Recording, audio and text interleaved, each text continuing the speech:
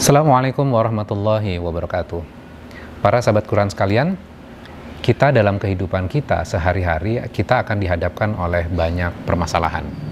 Dan tentunya ketika kita berhadapan dengan masalah gitu ya, pastinya emosi kita atau perasaan di dalam hati kita itu juga akan terpengaruh.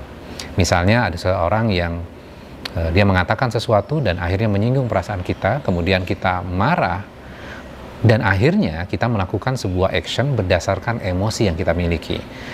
Namun di beberapa saat kemudian kita menyesal terhadap respon yang kita berikan. Nah, ini kan sesuatu hal yang biasa terjadi dalam kehidupan kita. Ternyata hal ini bukan hal yang sederhana.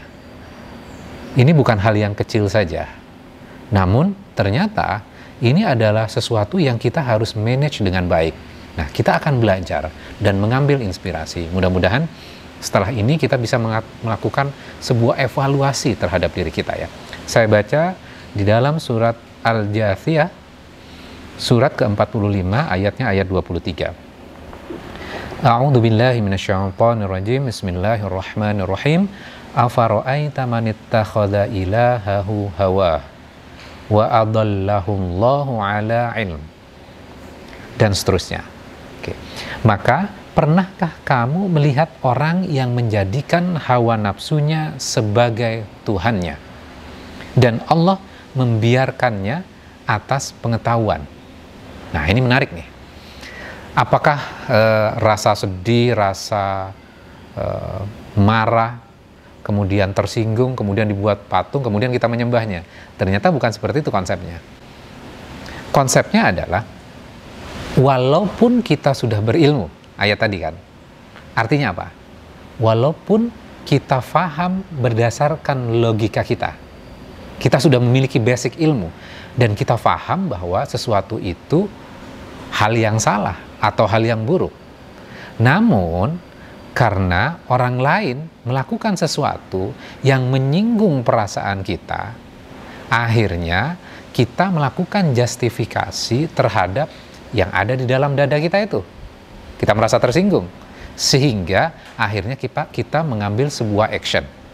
Nah, ketika momen seperti tadi, kita tahu bahwa itu salah, action itu salah, namun kita tetap melakukannya, karena kita memperturutkan rasa yang ada di dalam hati kita, maka sesungguhnya kita menjadikan hawa kita, emosi yang keluar dari hati kita, itu menjadi Tuhan. Nah, ini kan sesuatu hal yang menarik untuk kita kaji. Karena kita menganggapnya ini adalah hal yang sepele. Ternyata kita menjadikan hawa nafsu kita menjadi Tuhan. Dan pada saat yang bersamaan, artinya bahwa kita mengenyampingkan Allah. Berarti tauhid kita bergeser tuh pada saat itu. Kita berpikir bahwa hawa nafsu menjadi Tuhan. Gimana tuh caranya? Ternyata seperti ini nih. Jadi misalnya gini, ketika orang melihat sebuah perbuatan misalnya, kayak zina. Orang yang melakukan zina misalnya, dia tahu nggak? Zina itu tidak baik. Zina itu dilarang. Zina itu berdosa. Tahu. Namun, hatinya itu bergejolak ketika melihat lawan jenisnya. Wah, kayaknya asik nih. Kayaknya ini pemburuan yang menarik nih. Sehingga apa? Dia mengambil sebuah action terhadap apa yang ada di dalam hatinya. Walaupun dia tahu ilmunya bahwa ini tidak baik. Jadi pada saat itu, dia sudah menjadikan hawa nafsunya menjadi Tuhan. Kemudian misalnya, contoh yang lain misalnya case-nya, kita berdoa kepada Allah, kita menginginkan sesuatu, kemudian kita sudah berdoa, kita sudah tahajud, kita sudah bersedekah, kemudian doa-doa kita oleh Allah belum dikabulkan. Saya sedang menderita ya Allah, saya menginginkan hal ini, kemudian terus kita meminta kepada Allah. Ketika Allah belum mengabulkan doa kita, akhirnya kita mengambil sebuah pemikiran atau mengambil sebuah kesimpulan, berarti Allah nggak mengerti tentang perasaan saya. Bukankah saya sudah melakukan amal ibadah yang banyak? Namun kenapa Allah tidak mengerti tentang perasaan saya. Nah, di saat momen seperti itu, kalau kita mengaca kepada ayat ini, maka sesungguhnya kita menjadikan perasaan kita itu lebih tinggi dibandingkan Allah. Kita pengen mengatur Allah tuh. Kita pengen mengendalikan Allah. Jadi perasaan kita lebih dominan.